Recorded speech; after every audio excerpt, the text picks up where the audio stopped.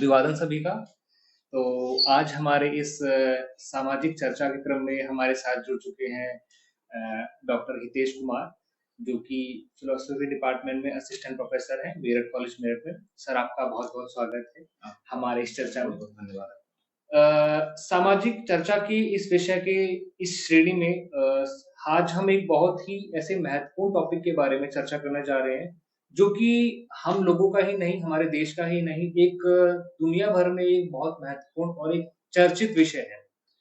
तो बिना देरी करते हुए हम इसको शुरू करते हैं।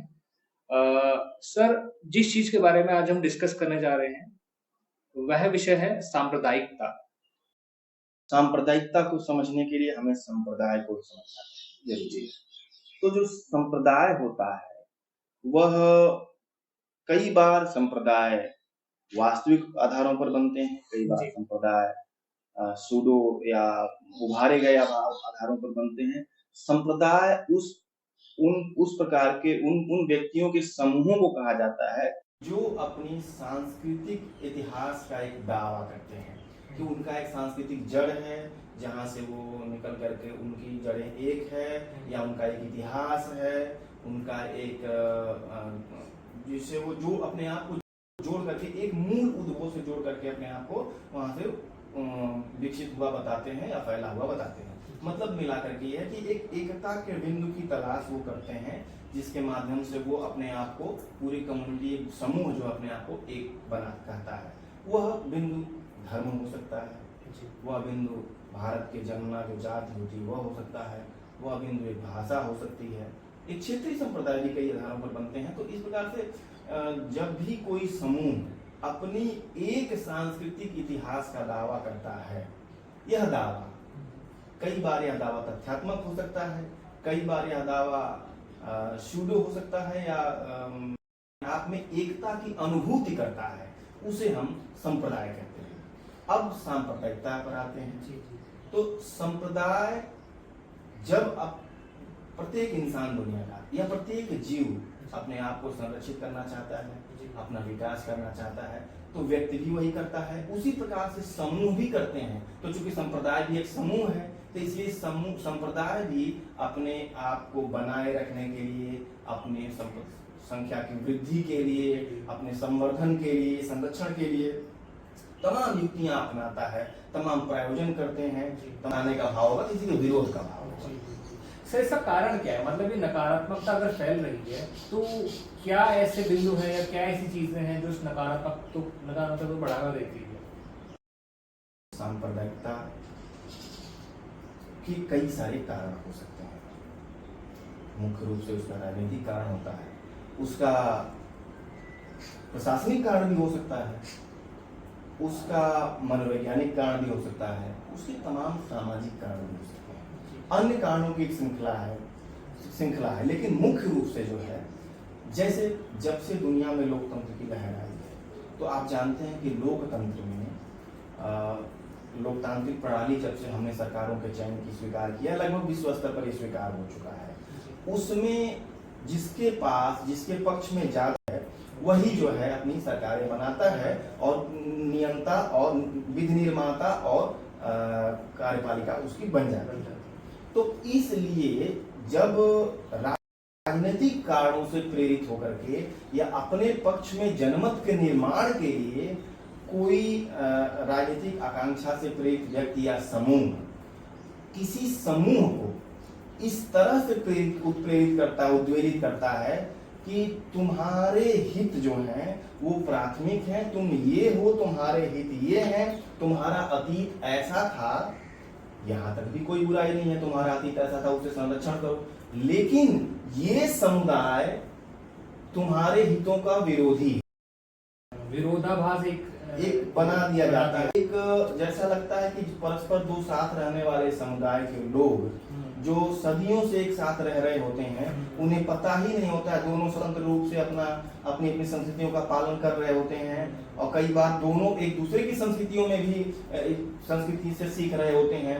लेकिन जब राजनीतिक महत्वाकांक्षा का कोई व्यक्ति या संगठन उसमें प्रवेश करता है, तो उसे बताता है कि तुम्हारी सांस्कृतिक जड़ें तो ये है, तुम तो ये हो, तुम इससे अलग हो, तुम्हारे हित इससे अलग हैं, तुम्हारी संस्कृति इससे अलग है।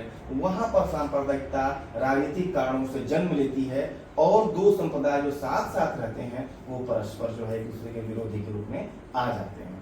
इसके अलावा प्रशासनिक कारण भी हो सकता है। मान लीजिए कि किसी विशेष विचारधारा के का व्यक्ति का शासन आ गया, तो वो अपनी विचारधारा के प्रसार के अपने विचारधारात्मक समूह के लोगों को विशेष रूप से लाभ पहुंचा रहा है और अन्य समूह की उपेक्षा कर रहा है। तो जो उपेक्षित समूह होगा उसमें सांप्रदायिकता का भाव प्रकट होगा।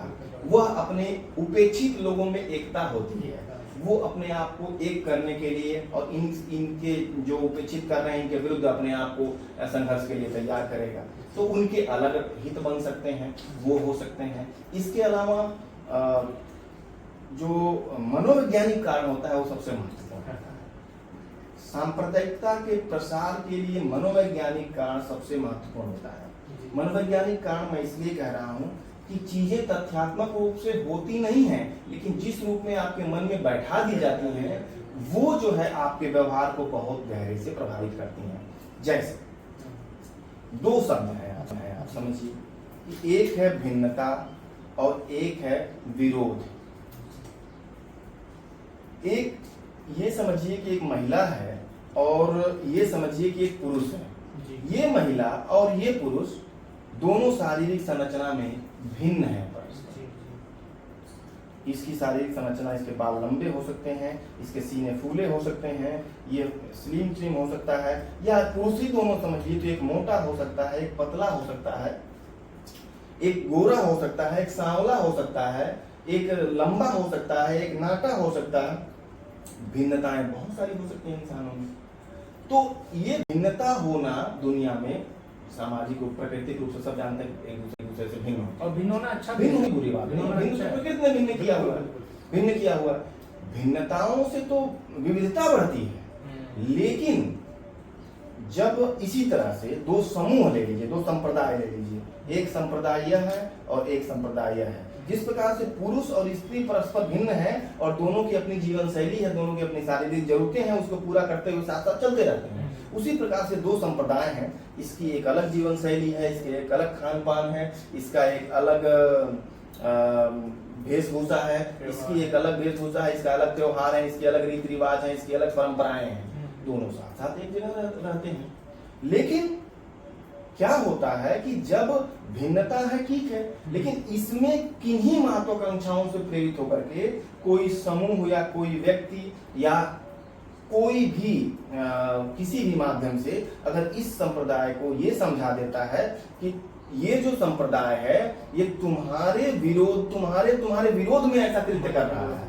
जैसे अगर कोई पानी अपना हाथ ऐसे धुल रहा है और कोई अपना हाथ ऐसे धुल रहा है, कोई, मैं बार बार उदाहरण देता हूँ कि कोई तवे पर रोटी ऐसे करके बना रहा है, कोई तवे पर रुमाली रोटी उल्टा करके बना रहा है, तो या फिर कोई कुर्ता पजामा पहन रहा है, कोई पैंट शर्ट पहन रहा है, कोई जालीदार टोपी पहन रहा है, कोई टीका लगा रहा है, कोई कैंडल जला रहा है, कोई अगरबत्ती जला रहा है, किसी की मरने पर दाह संस्कार हो जा रहा है, किसी को दफन कर दिया जा रहा है। तो ये परस्पर भिन्न है, लेकिन तमाम महत्वाकांक्षाओं से प्रेरित होकर के जब कोई इन्हें ये समझाने लगता है कि ये तुम्हारा विरोधी है ये, और जैसे ही विरोधी का भाव आता है तो परस्पर एक मनोविज्ञान होता है कि विरोधी से हम संकट महसूस करते हैं और उसे मिटाने का प्रयास करते हैं। तो सर हम ये कह सकते हैं कि जो सांप्रदायिकता संकट का मुख्यतः यही एक कारण है, एक बहुत बड़ा मनोवैज्ञानिक कारण है कि जब इतना ही नहीं है, यह इसका विरोधी साबित हो गया। एक तो यह कारण, तो जब विरोधी हो गया तो यह विरोधी परस्पर विरोधी एक दूसरे में संघर्ष करते हैं और एक दूसरे को समाप्त करने का प्रयास करते हैं, क्योंकि विरोधी से आप हमेशा संकट महसूस करते हैं। तो जब विरोधी से संकट महसूस करेंगे तब क्या होगा कि आप भिन्नता को छोड़ करके विरोध जब समझ लिए तो आप उसके प्रति आक्रामक हो जाएंगे। तो ये जब सांप्रदायिकता जब व्यवहारिक रूप से आक्रामकता का रूप लेती है तो भौतिक संघर्ष दिखाई देने लगता है। और इस भौतिक संघर्ष के आप दुनिया भर के इतिहास में देखिए कि दंगे प्रायः सांप्रदायिक दंगों के रूप में सीरीज भारत में भी और दुनिया में भी दिखाई देती है।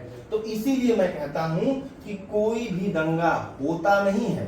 ये दोनों संप्रदाय परस्पर भिन्न थे, लेकिन किसी ने आया और तमाम तरीकों से सालों साल इसे समझाया गया कि ये तुम्हारा विरोधी है, तुम्हें समाप्त करने का प्रयास कर रहा है, वो ऐसा इसलिए करता है कि ताकि तुम्हारा विरोध कर सके, वो ऐसा इसलिए, तो धीरे धीरे एक मेंटालिटी बन जाती है कि हमारे लिए विरोधी है, हमारे लिए खतरा है, तो उसके प्रति एक आक्रामकता आपने ऑटोमेटिक आ जाती है। और वह आक्रामकता तमाम अवसरों पर इतनी उग्र हो जाती है कि दंगे के रूप में परस्पर संप्रदायों में संघर्ष हो जाता है। और ये दंगा, इसीलिए तो दंगा हुआ नहीं, दंगा करवाया गया। अब एक प्रश्न इसमें उठता है कि दंगा करवाया कौन?